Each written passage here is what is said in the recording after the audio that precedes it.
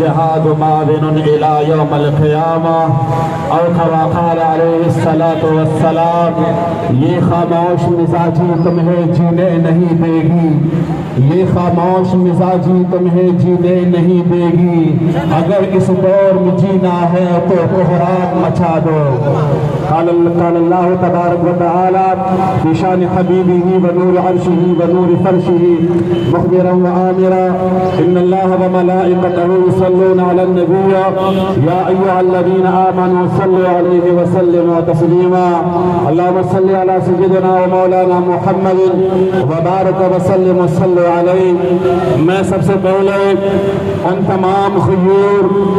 عوام الناس کی، ان غیرت مند حمیت نسب، ان فلسطینی نوجوانوں اور مجاہدین اسلام کے ساتھ یگانگت اتفاق و اتحاد کا مظاہرہ کرنے کے لیے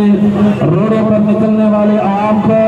خراج تحسین اور خراج عقیدت پیش کرتا ہوں۔ پھر میں اپنے قائد قاری مصاحب گل صاحب اور پاسبان پاکستان آرگنائزیشن کے تمام غیر متعلقین کا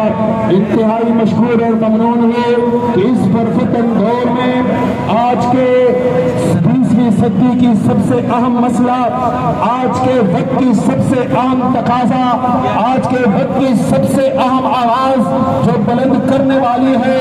میرے پیارے فلسطین، میرے بیت المقدس، مسجد اقصی اور غزہ کی روڈیں جن کو اسرائیلیوں نے، کفار نے، صہیونیت نے اور قادیانیوں کے سہولتکاروں نے پورے زمین کو، پورے غزہ کو انہوں نے خون سے آلود کر دیا ہے۔ انشاءاللہ